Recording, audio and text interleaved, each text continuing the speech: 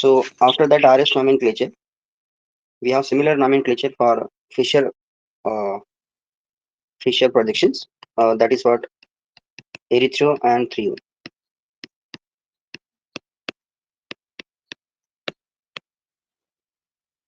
So erythro and trio type of a nomenclature. So again, these are the type of a nomenclature which are only used in Fisher projections now. Okay, and what does it mean now? What is mean by trio and what is mean by what the erythro? So generally, this type of a nomenclature are for constitutionally symmetrical molecules.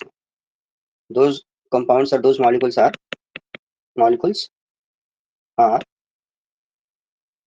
constitutionally symmetrical. Yesterday seen that. So there are two types of molecules are there: constitutionally symmetrical, constitutionally unsymmetrical. What is that erythro and what is the trio now? Okay. So on a Fisher projection, if similar groups are on the same side, then that structure is going to be called as a erythro, while the substituents which are on opposite side, that will be called as a trio now. And before that, you must know the constitutionally symmetrical molecules. Now, constitutionally symmetrical molecules are those. Let's see the example of constitutionally symmetrical molecules. Example: this is A, this is B, and C now.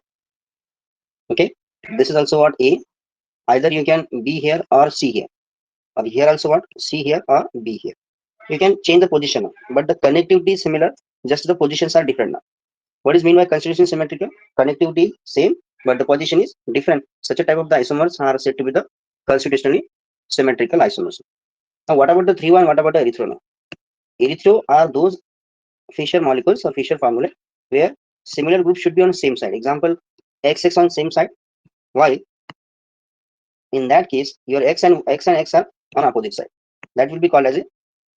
This is the one kind of a nomenclature which are used in Fisher projection. This compound is said to be the erythro,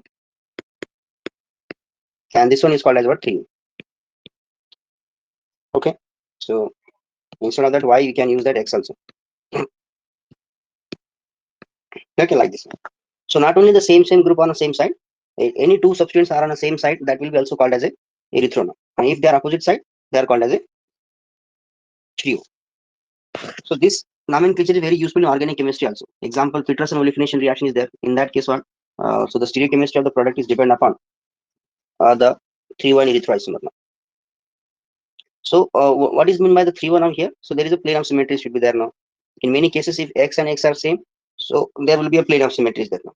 That is called simply meso compound. Also be called as what? Meso compound. But most of the cases, what happened here? Example, my let down. Suppose I have this OH and Cl. This compound is also called as what? Erythro, and this compound is called as a 3,1. Whether they have mirror plane symmetry or not, no issue at all. Okay, must remember this concept.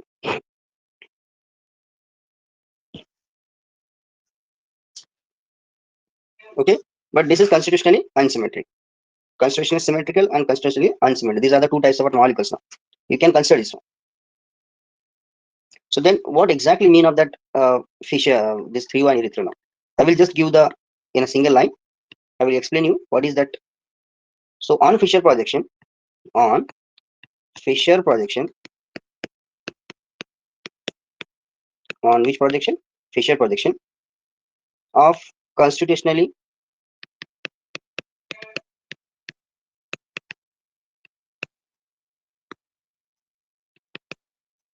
unsymmetric molecule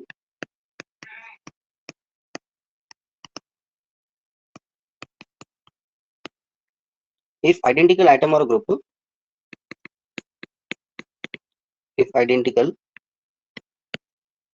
atom or groups on the same side called erythro, and if identical atom or group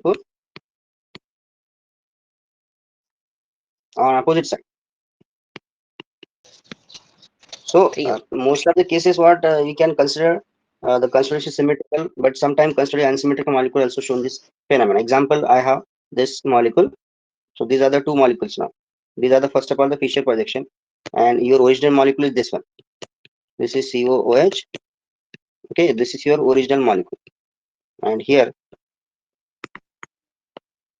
okay, this is my original molecule, and here my two hydroxy groups are there. Now there are two chiral center.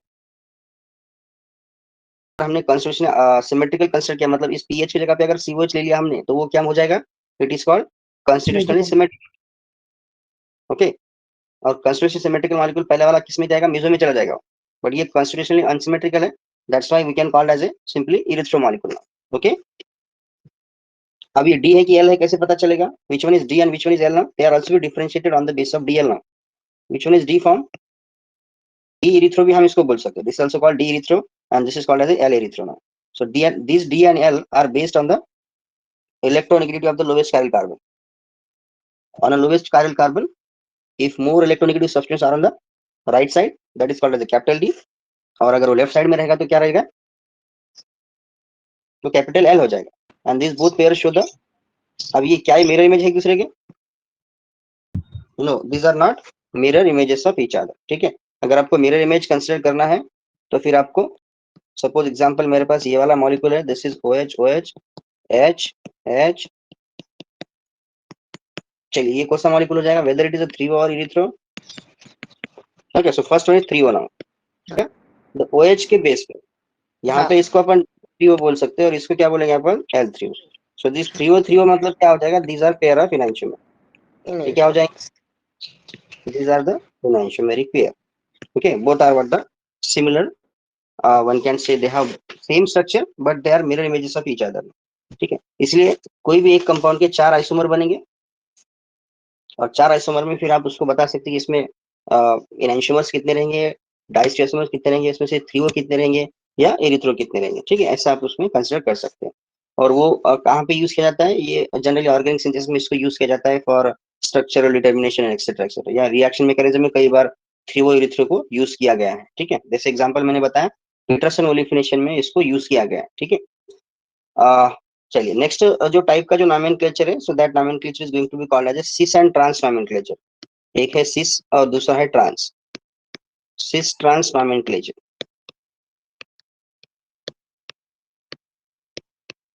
कहाँ पे इसको use करते हैं और ये कैसे किया जाता है, we will discuss. Okay, cis trans nomenclature, it is, you know, that whenever we have a double bond and minimum 2 substituents are attached to that double bond, now that double bond is going to be undergo the cis trans isomerism, or that double bond undergo the what, cis trans nomenclature. But requirement क्या है, olefin should be there. ठीक है, olefin ले सकते हैं या फिर आप जहाँ पे भी पाई इलेक्ट्रॉन आएगा वहां पे आता है बेसिकली कंपाउंड. ठीक है सिस्टम, और लेकिन कंडीशन ये है कि मिनिमम 2 सब्स्टिट्यूएंट जो है वो आपके अलग अलग होने चाहिए. ऐसा नहीं कि अगर आपने इथेन ले लिया, this suppose I am using this molecule, so that molecule can not show any kind of cis trans, ऐसा मॉलिक्यूल नहीं दिखा सकता आप. ठीक है, तो ये आपको समझना बहुत जरूरी है कि आपको सिस ट्रांस के लिए रिक्वायरमेंट क्या है. For cis trans molecule minimum 2 substituent should be there, minimum 2 substituent should be what, opposite. चलिए हम बात करते हैं अपन कि this cis trans isomers are belong to the stereo isomers. Stereo isomers मतलब जो ऐसे आइसोमर जिनका स्पेस में अपन अगर 3 डायमेंशन में अगर हम चेंज करेंगे उनके सब्स्टिट्यूएंट, तो they give rise to the next isomer. ठीक है, okay, so will discuss what happened to that now. So suppose simple example लेता हूं मैं ये वाला, will take the example, this is what AA and this is what BB now. So same molecule can be represented in this form also. This is AA, this is what BB now. Now look at the first example, similar group on same side, similar group on a same side, that's why this called as a cis. Now here similar group on opposite side, that will be called as a trans. So the cis and trans is basically again due to what, the identical group on same side, तो उसको अपन क्या बोल रहे हैं, cis बोल रहे हैं. Identical groups कहाँ पे होने चाहिए, सेम साइड में, तो उसको सिस बोला जाता है. और अगर आइडेंटिकल ग्रुप आपके अपोजिट साइड में रहेंगे तो हम उसको बोलते हैं trans.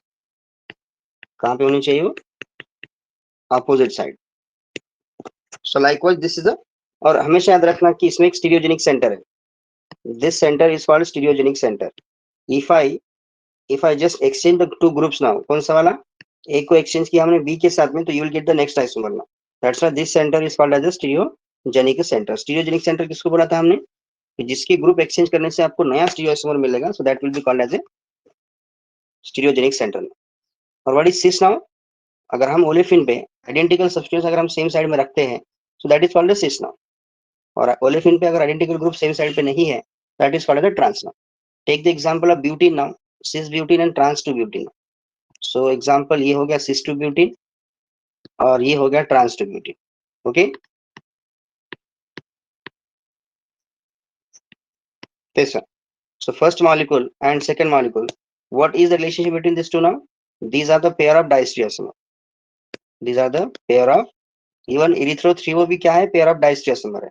So this molecule is going to be called as a cis. This molecule is going to be called as a trans. Okay, we have a various example for cis and trans family now. We can take the 1,2-dichloroethene now. So the two isomers are possible for 1,2-dichloroethene. One is this one. ये भी एक बनेगा आपका. Even you can take the malic acid now, malic acid, cis malic acid and trans malic acid, COOH. This is what COOH now. This is a cis molecule. We can also make the trans one, COOH, COH. Okay. So you also take the next molecule, stilbene now. Stilbene means it is conjugated benzene ring. This is cis and trans one. So there are various pairs are available. Okay, there are various pairs are there. This is a one kind of a molecule. This is a malic acid. This is a stilbene now.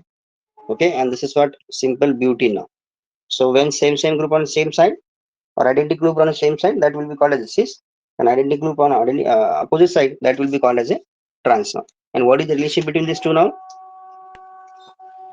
They are a distereoisomers. Okay, always remember they are what, distereo. Structure of protonic acid. Protonic acid is a product of Navinger reaction. Look at this. This is called protonic acid. And what is cinnamic acid now? Cinnamic acid is conjugated aromatic acid now, alpha beta unsaturated acid. You can also make the cis and trans compound of these two now. Okay, so first compound is a trans protonic acid, second compound is a trans cinnamic acid now. So but many time your cis and trans, we are just compare with the E and Z nomenclature, but most of the cases your cis is not equivalent to Z and trans is not equivalent to E now, because cis trans is a general nomenclature and EZ is a IPAC nomenclature. Okay, that's why this is the difference. So what is that E and Z now? E and Z.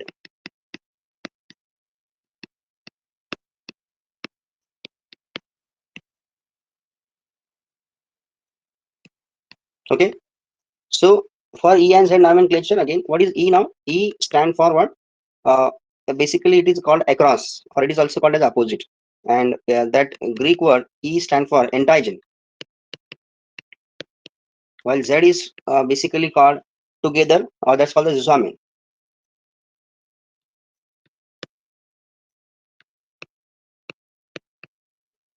Basically what that E stand for opposite or across, Z stand for together, or that is called the same. Now there are certain rules are there to decide E and Z now. Okay, सीधा सीधा structure देख के हम E और Z नहीं decide कर सकते. We have to apply some rules for deciding the E and Z now. Then and then only we can easily predict now. So सबसे पहले क्या करना होता है, जैसे हमने number of possible stereo isomers निकाले हैं किसके, कायरल सेंटर के, वैसे आप स्टीरियो आइसोमर्स निकाल सकते हैं डबल बॉन्ड के by using the formula 2 to the power n. If I have the formula that is 2 to the power n, then I will use that n for number of double bond now. So that number of double bond decided the number of isomers. Okay, if I have one double bond with two properly substituents are attached there onto that double bond, so that will be used, we can use the formula 2 to the power n now. 2 to the power n का मतलब होता है कि हम total number of isomer निकाल सकते हैं ये फार्मूले से. अभी तक हम फार्मूला क्या यूज कर रहे थे, n is equal to chiral center. अब यहाँ पे n की जो वैल्यू रहेगी वो रहेगा आपका नंबर ऑफ डबल बॉन्ड. क्या रहेगा, नंबर ऑफ डबल बॉन्ड. ठीक है, जैसे मानो एक डबल बॉन्ड है और उसके ऊपर 2 प्रॉपरली सब्स्टिट्यूएंट्स अटैच है, so then that will be show the 2 isomers because 2 to the power n है। तो पहले रूल में क्या होगा आपका कि सबसे पहले सेलेक्ट द डबल बॉन्ड, जो भी डबल बॉन्ड रहेगा उसको आपको सेलेक्ट करना, और उसका एग्जांपल मान लेते हैं मेरे पास ये डबल बॉन्ड प्रेजेंट है, this is A, this is what B now, this is A and this is B now. Select the double bond, मैंने सेलेक्ट कर लिया डबल बॉन्ड को, और मुझे एक पहले एंड के बारे में पहले सोचना है, जिससे मैंने रेड मार्क किया है। उसी कार्बन को मैं क्या करूंगा, select that sp2 hybridised carbon and I will assign that substituents according to its atomic number just like your RS nomenclature। तो पहली प्रायोरिटी ए छोटा है तो पहले ए को एक नंबर आएगा, या फिर ऐसा करेंगे अपन, ए इसमें से बी बड़ा है ना आपका, बी मतलब बी की मानो बी आपका अल्फाबेटिकल लेटर के हिसाब से बाद में आता है, तो पहले बी को देंगे फिर बाद में ए को देंगे। ये हो गया आपका एक sp2 हाइब्रिडाइज्ड कार्बन। फिर वापस से इधर आओ, ए को पहली प्रायोरिटी जाएगी क्या, नहीं, बी को जाएगी पहली प्रायोरिटी, दूसरी जाएगी किसको, ए को, same priority on same side, then it is a cis. Okay, चलिए मैं रूल लिखता हूं, पहले आपको समझ में आ जाएगा रूल कैसे करने हैं आपको। So give the priority for the atom, give the priority for the atom और ग्रुप एट, कहां पे देने हैं आपको वो, टर्मिनी, जो एट द टर्मिनी ऑफ ओलेफिन, जो हमको जिसका नोमेनक्लेचर करना है, just like R S nomenclature, just like किसके जैसा, आर एस नोमेनक्लेचर के जैसा। हो गया, अब क्या करना है, after what assigning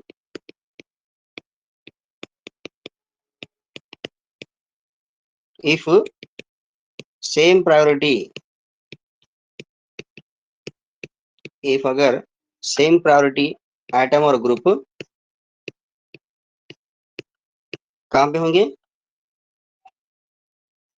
on same side,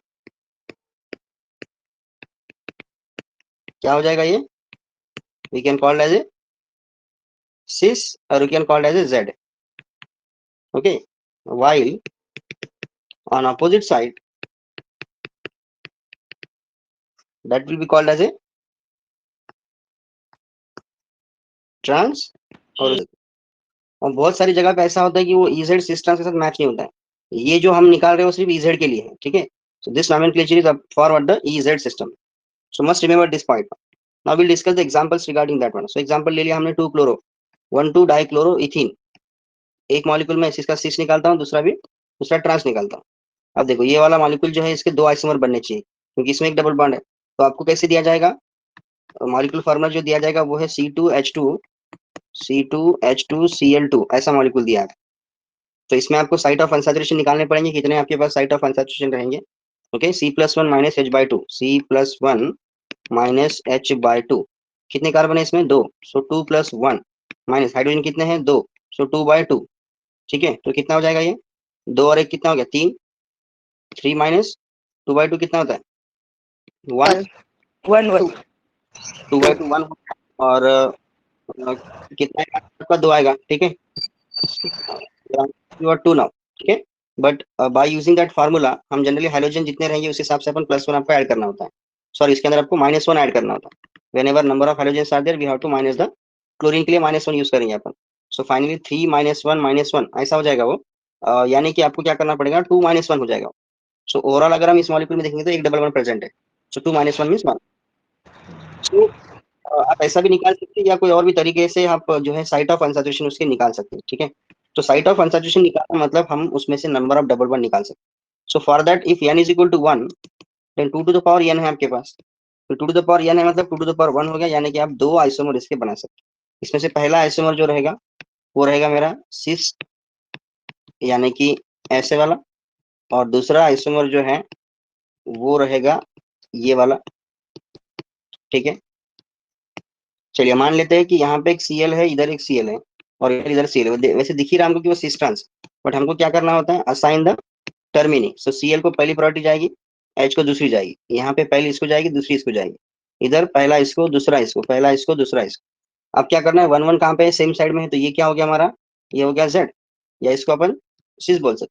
यहाँ 1 1 अपोजिट में है, क्या हो गया E यानी कि क्या हो गया, this is called the trans.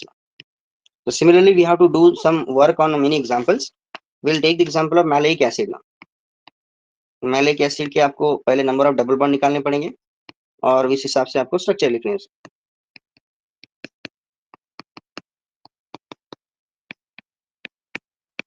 चलिए, यहाँ पे ज्यादा डिफिकल्ट जाएगा भी नहीं आपको, आप आसानी से जो है वो सिस ट्रांस का बता सकते हैं कौन सिस है कौन trans.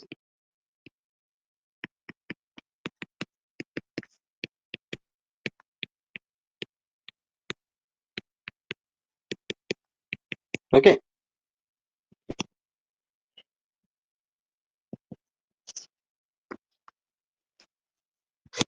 so basically there is no relationship between cis and trans and ez, okay, must remember। तो पहला वाला क्या हो जाएगा, z हो जाएगा, दूसरा वाला e हो जाएगा, इधर z हो जाएगा और ये वाला e हो जाएगा। Will take the similar example.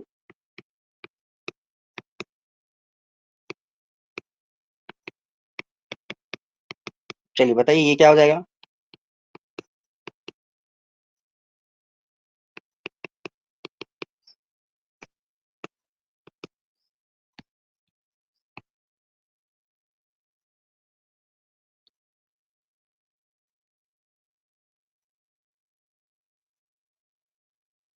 From that हम इसको ये बता सकते हैं there is a no relationship between cis trans and ez।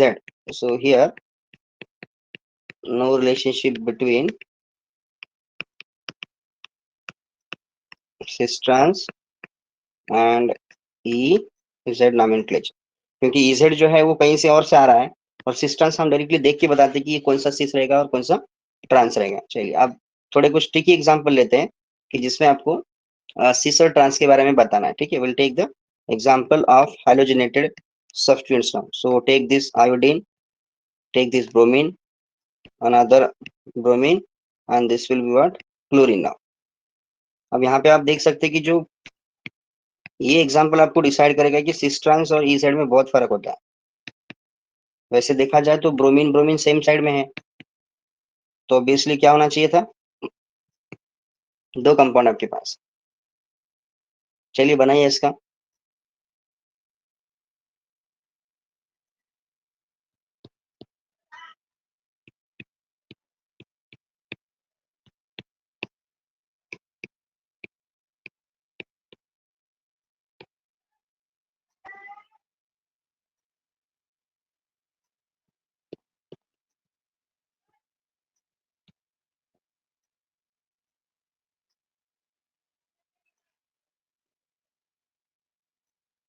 क्या आ रहा है पहले का,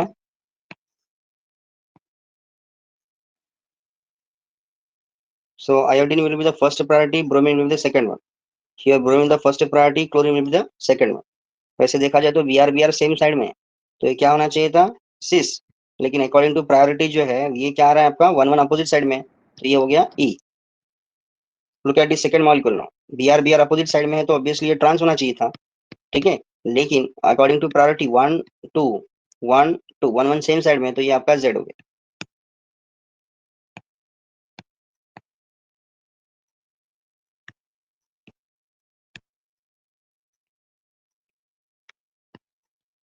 हम्म,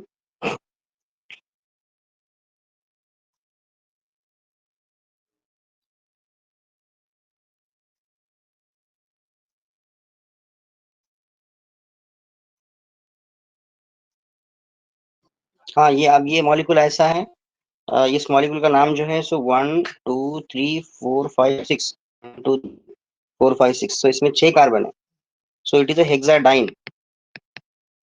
हेक्साडाइन, जो नीचे का जो मॉलिक्यूल लिखा है हेक्साडाइन है, बराबर है। और हेक्साडाइन मतलब इसमें नंबर ऑफ डबल बॉन्ड जो है, नंबर ऑफ डबल बॉन्ड कितने, दो है, और 2 to the power 2 होता है, 2 to the power n है, मतलब आपके पास टोटल 4 आइसोमर बनेंगे। अब इन सबका आपको रिलेशनशिप बताना है, this is A molecule, this is your B molecule, this is your my C molecule and this is my D.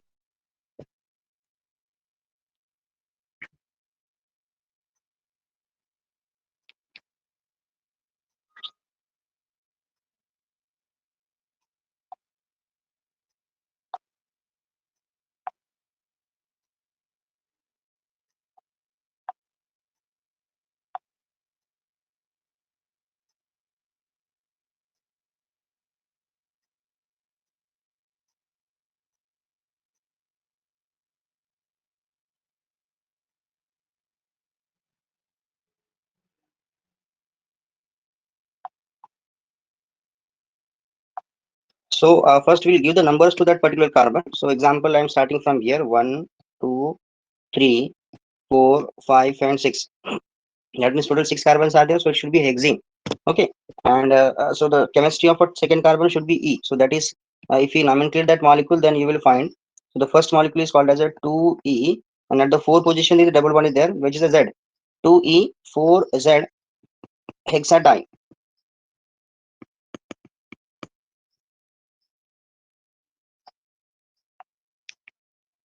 Next to that, again give the same number. So this compound is what, Z. So we can call it as a 2Z4E. Sorry, 2Z4Z. 2Z4Z. Now this one 2E4E, and here 2E4 2Z आएगा, 4 E नहीं आएगा, क्या आएगा ये 2Z4 E. क्या है इसमें, इतना आसान तो है। अब अगर अब ये नंबर लगाते बैठेंगे तो यहाँ पे समझ जाएगा आपको। एच एच यहाँ पे लगा दो, मिथाइल मिथाइल चला गया ऐसे, यहाँ पे एच लगा दो, यहाँ पे एच लगा दो, बस। हाइड्रोजन देखो अपोजिट है कि सेम है,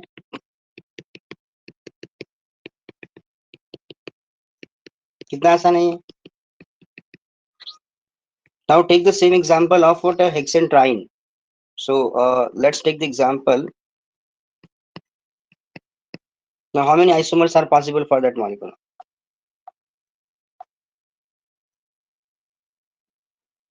कितने बनेंगे आइसोमर, कितने डबल बॉन्ड इसमें?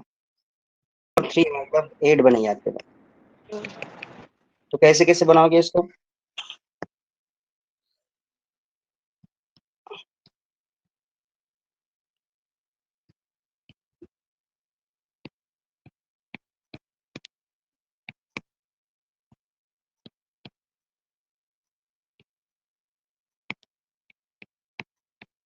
कैसे भी कर सकते हैं इसको, जैसे आपको चाहे वैसे कर सकते हैं।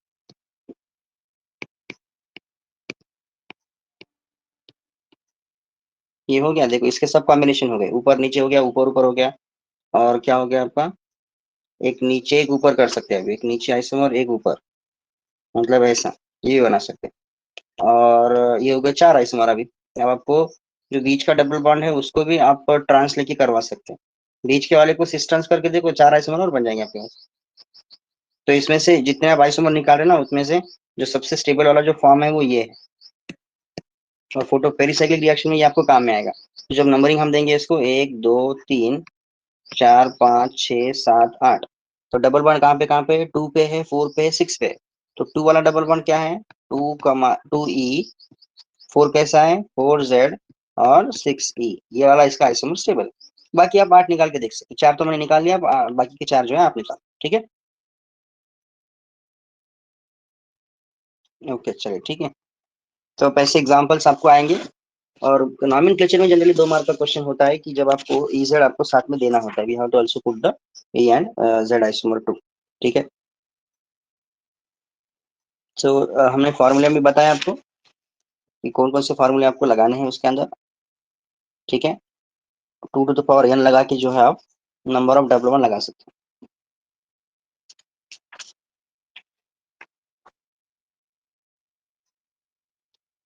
अब this is also applied to allene also. Allene type के जो मॉलिक्यूल्स होते हैं उसमें भी आप यही आइसोमर लगा के 2 टू द पावर n लगा के आप निकाल सकते हैं उसमें। The next nomenclature that will be called as exo and endo nomenclature. Exo and endo nomenclature कहाँ पे यूज होता है ये हमको देखना है। जनरली ये बाइसाइक्लिक मॉलिक्यूल्स में यूज किया जाता है। So many some reaction event was exo endo type of a concept is used now. So this type of a concept is applied to bridged bicyclic molecule या bridge molecules। कौन से वाले molecules इसमें आते हैं, bridge वाले molecules with, वो भी क्या होना चाहिए, proper substitution. Okay, so proper substitution का मतलब हो गया कि जहाँ पे सब्स्टिट्यूएंट आपका अटैच हो। Let's take the example of bridge molecules now. जैसे 6 मेंबर रिंग है, ब्रिज मतलब बाइसाइक्लिक मॉलिक्यूल, ये आ गया ब्रिजेस। इसको अगर आपको लिखना है तो इसको कैसे लिखोगे आप, मैं लिखूंगा 6 मेंबर रिंग ऐसे, और ये रहा मेरा ऊपर का कार्बन, ये जो कार्बन है ये बाहर लगा हुआ, ठीक है। सो ऐसा भी बना सकता मैं। Suppose I have this one decalin, अगर मेरे पास है डेकालिन, यानी कि this is what, 2 cyclohexanes are fused together. तो इसको अगर मुझे निकालना है तो मैं कैसे निकालूंगा। अब इसमें से ब्रिज वाला कौन सा है, और फ्यूज्ड वाला कौन सा है? ठीक है, तो पहला जो मॉलिक्यूल है वो ब्रिज वाला है, because it has a bridge molecule, ये पहला जाएगा ब्रिज में। और दूसरा किस में जाएगा? ये जाएगा फ्यूज्ड में। फ्यूज का मतलब होता है जहां पे दो पॉइंट ऑफ अटैचमेंट हो, और ब्रिज में एक कार्बन कोई बाहर निकल के आएगा। तो नॉमेनक्लेचर दोनों भी केस में हम जनरली अपन यूज करते हैं। ठीक है,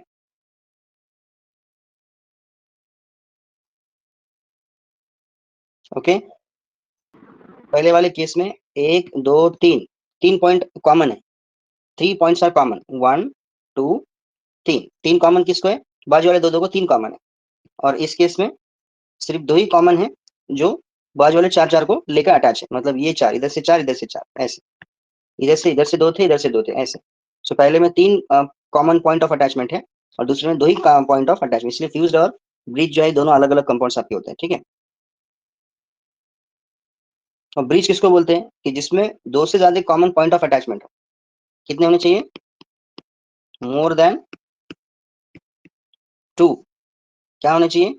एटम्स विच आर कॉमन, जैसे एक दो तीन यहाँ पे दिए हैं, और ब्रिज में सिर्फ दो ही होते हैं, इसलिए इसको अपन that will be going to called as a bridged. Okay, so must differentiate the bridge and common, bridge and fused down. ठीक है, नेक्स्ट टू दैट, अब जो ब्रिज हम निकालते हैं जनरली, इसमें दो टाइप के अटैचमेंट होते हैं, पॉइंट ऑफ अटैचमेंट। एग्जांपल ये मैंने निकाल लिया। इसमें जो नंबर मैंने दिया था आपको, एक ये यहाँ पे है, दूसरा यहाँ पे, तीसरा यहाँ पे। जो सबसे ऊपर वाला है इसको क्या बोलते हैं? ऐसे दो है आपके पास पॉइंट ऑफ अटैचमेंट, इसको बोलते हैं ब्रिज हेड कार्बन। क्या बोलेंगे इसको अपन? Bridge, bridge head point. तो ये भी क्या हो जाएगा? ये भी ब्रिज हेड हो जाएगा। ठीक है, and we can also draw this molecule in this form. So make this six member ring ऐसे, and like the bridge at here. उसको बोलते हैं शॉर्ट ब्रिज। ये जो ऊपर का है ये कौन है? जो ऊपर लिखा है वो कौन है? This is called as a short bridge, जिसमें एक ही आपका एटम प्रेजेंट है। और ये दो और ये दो, इनको क्या बोलेंगे अपन? दिस इज कॉल्ड लॉन्ग और this is called large bridge.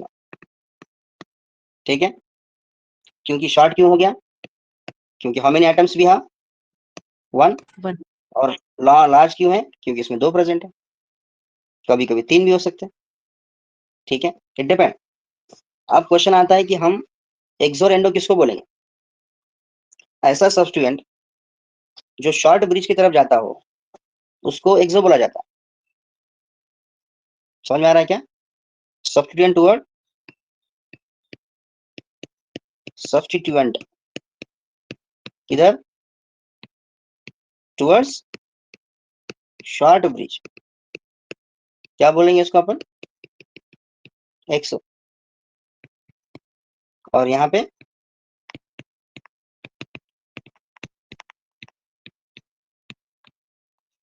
किधर होना चाहिए?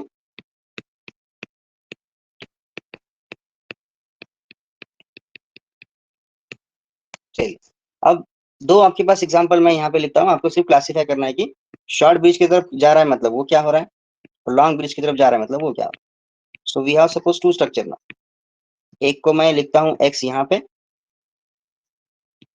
और एक को मैं लिखता हूँ एक्स यहाँ। तो कौन सा एक्सो है, कौन सा एंडो है? Then what is exo now?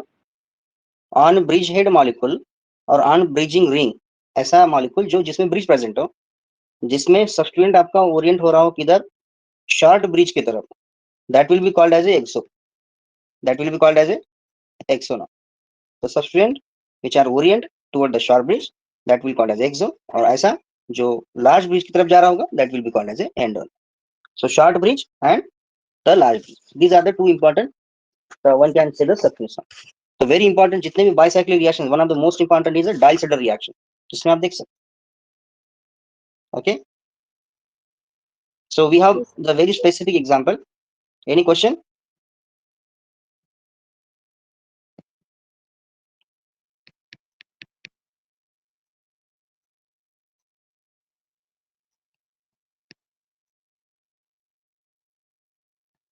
चलिए, assign that molecule on the basis of exo endo.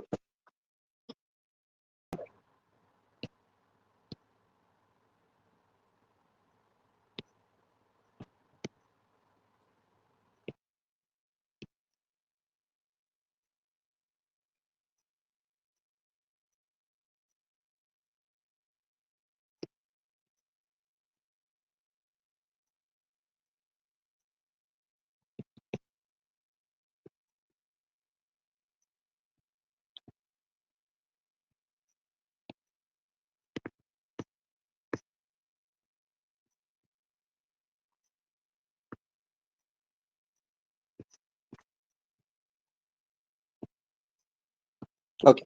Now look at the first molecule now. The first molecule is exo because it orient toward the short bridge. This is also toward short bridge. इसको भी exo अपन बोलेंगे. ये आपका इधर की तरफ जा रहा है, मतलब ये हो गया आपका एंडो, ये हो गया आपका वापस से exo because it orient toward the short bridge. ये क्या हो जाएगा? Also exo, Exo. Also exo. This is what And not exo. दिस विल बी endo. Endo. Now this epoxide will be called as a Exo. exo because it orient toward the short bridge. Now this is opposite to the short bridge, that's called the endo. So in many cases what the very simple reaction, that is Diels-Alder reaction, is given. Example, suppose I have this is a diene now, okay, and here my dienophile is what, this one here, CHO example. Okay, now this reaction is going to be called as a 4+2 cycloaddition reaction. We'll discuss that pericyclic reaction. Which one is 4 pi? This is called 4 pi and this is called 2 pi. Okay, we can take simple CH2 also. Okay, no issue at all. So example, first cyclopentadiene. Now this reaction is called as a 4+2 now because first molecule have 4 pi, second molecule have 2 pi, and it is a cycloaddition reaction, and reaction always occur at the termini of pi bond. Now look at this one, these are the termini. जो green dot की है वो क्या है? Termini है. This will be going to interact with this one, this will be going to interact with this one, and here will be going to form the double bond. And in cycloaddition reaction again, number of pi bond broken is equal to number of sigma bonds are developed. Look at this one now. So here, okay, ये मेरा पहला molecule था जैसे था वैसे. मैं अभी लिखता हूँ जो ग्रीन मेरा मॉलिक्यूल से, ग्रीन से जो बना है ये ऐसे बन गया, और बाकी क्या था ये वाला यहाँ पे है, और यहाँ पे कौन है मेरा CHO. अब देखिए डबल बॉन्ड कितने थे पहले? 3, और अभी कितने रहेंगे? सिर्फ एक रहेगा, क्योंकि क्या बोला गया है? Number of pi bond broken. कितने पाई बॉन्ड ब्रोकन हुए उतने ही क्या बनेंगे? Number of sigma bond form. ये साइक्लो एडिशन का प्रिंसिपल है. किसका प्रिंसिपल है? ये साइक्लो एडिशन. तो सिग्मा बॉन्ड कहाँ पे बना है? Sigma bond developed eight here, sigma bond developed eight here. अब आपके पास जो कंपाउंड बना है वो बाइसाइक्लिक मॉलिक्यूल बना हुआ. ठीक है, अब मैं इसको निकालता हूँ हमारे फॉर्म में, हमारे फैशन में मैं इसको लिखता हूँ. ठीक है, ये ऐसा आ गया, और डबल बॉन्ड कहाँ पे? यहाँ. अगर आप बोलोगे इसको लिखा कैसे आपने, तो मैं उसको बताऊंगा आपको कि suppose example, this is a 1, this is 2, this is 3, 4, 5 and 6. तो ये 1 है, ये 2 है, ये 3 है, ये 4 है, ये 5 है, ये 6 है, और बीच वाला नंबर जो रहेगा वो 7वां जो ऊपर है. 6 पे आपका CHO है जो कि नीचे के साइड में. ठीक है, ये मेन रिएक्शन आपकी डाइल साइड, लेकिन ये CHO नीचे क्यों रहेगा? क्योंकि CHO क्या करता है, वो जो डबल बॉन्ड है ना 3-4 पे दिया हुआ, the double bond which is exist at 3-4 position will make the interaction. Look at this one, ये है हमारा अल्डिहाइड, और डबल बॉन्ड कहाँ पे? यहाँ पे. ये नीचे की साइड में क्यों रहता है? Because the double bond make a interaction with the your carbonyl which is present in 6 position, और इसीलिए एंडो वाला ज्यादा मेजर होता है. So this product will be called as endo. Endo क्यों है ये? क्योंकि वो नीचे के साइड में है. ठीक है, एंड इसीलिए इस जो प्रोडक्ट को है हम अल्डर इंडो रूल के हिसाब से मेजर प्रोडक्ट कंसिडर करते हैं. Alder endo rule, this is called Diels Alder reaction. ठीक है, ये हम पढ़ेंगे कभी, जो डाइसल्डर का कंसेप्ट आएगा तब हम पढ़ेंगे. बट ओवरऑल हमको क्या बोलना है कि एंडो किसको बोलेंगे, एक्सो किसको बोलेंगे. आ गया समझ में आपके? Now the next nomenclature that is called syn and anti. Now syn anti nomenclature.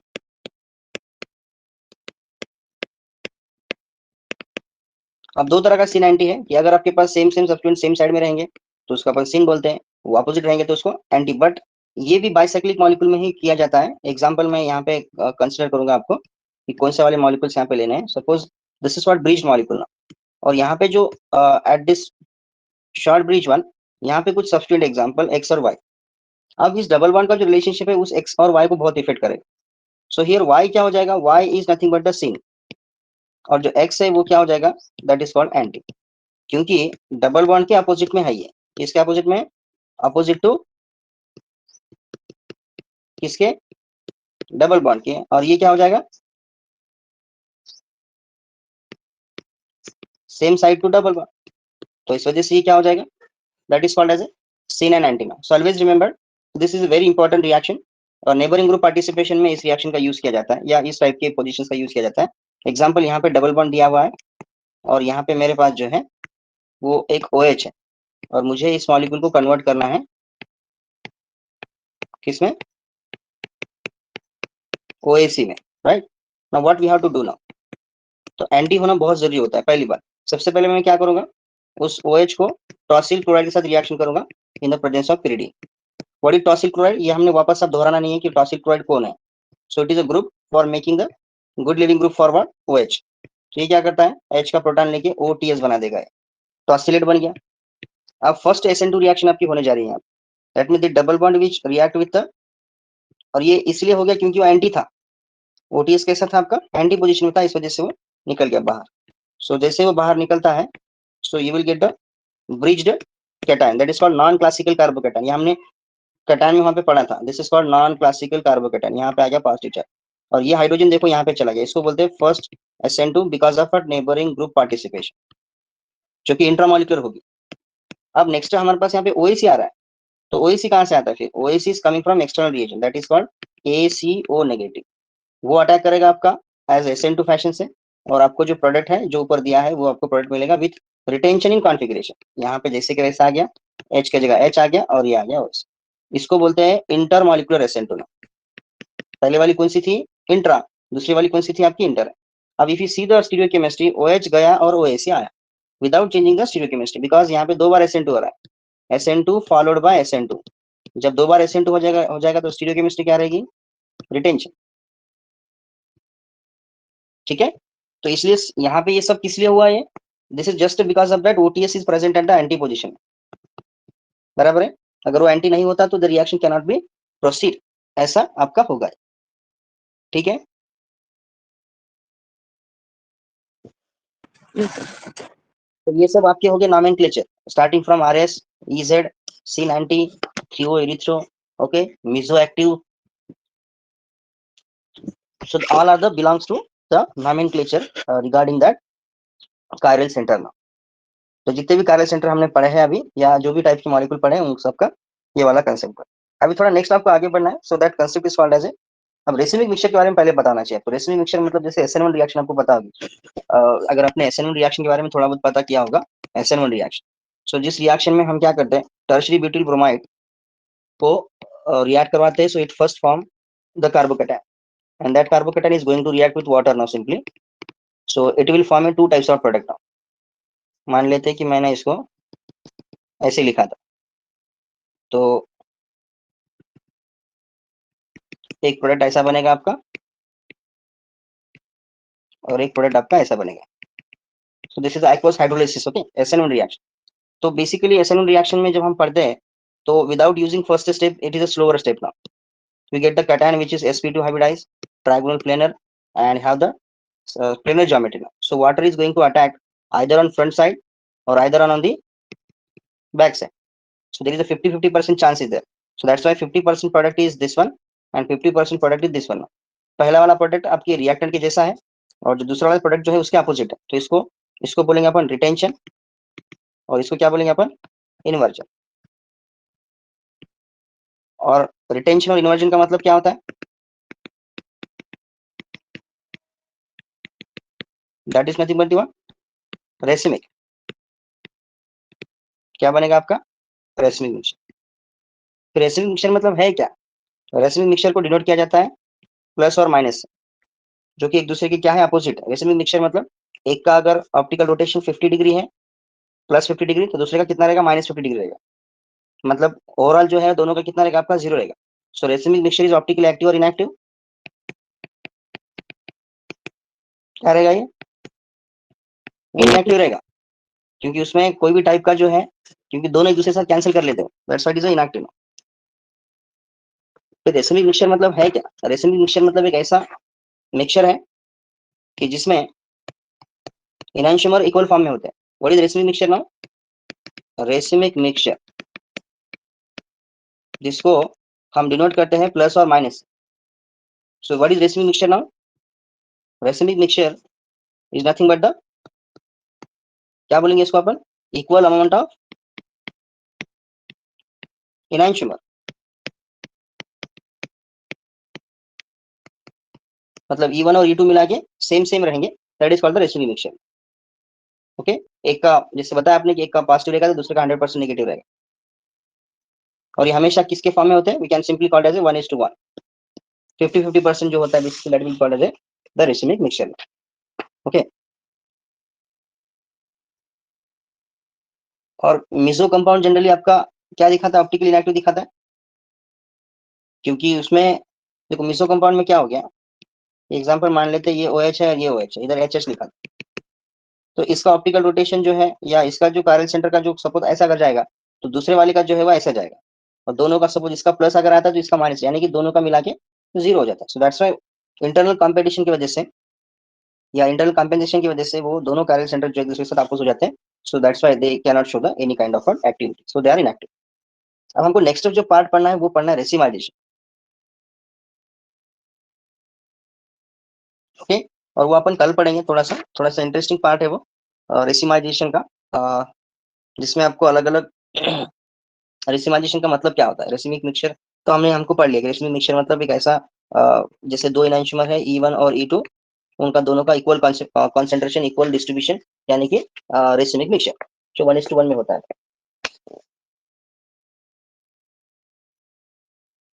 अभी क्या करना है आपको, एक रेसिमिक मिक्सचर बनाना है आपको। रेसिमाइजेशन का मतलब racemic mixture banana.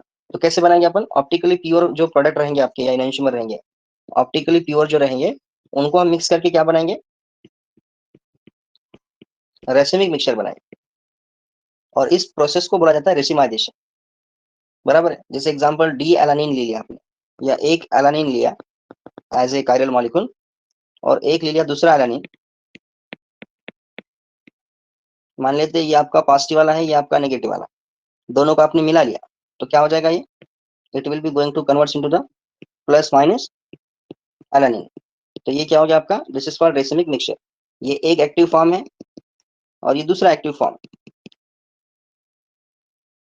So what is racemic mixture now, जो बना है वो क्या है, रेसिमिक मिक्सचर है। जिस मान लेते हैं इसका अगर ऑप्टिकल एक्टिविटी प्लस में है तो इसका माइनस में है, तो इसका क्या हो जाएगा, इसका ऐसा रहेगा 0। What is racemisation now, conversion of optically pure, ये दोनों कौन से प्योर है ये। सो what is racemisation now, conversion of optically pure, conversion of optically pure enantiomers into racemic mixture.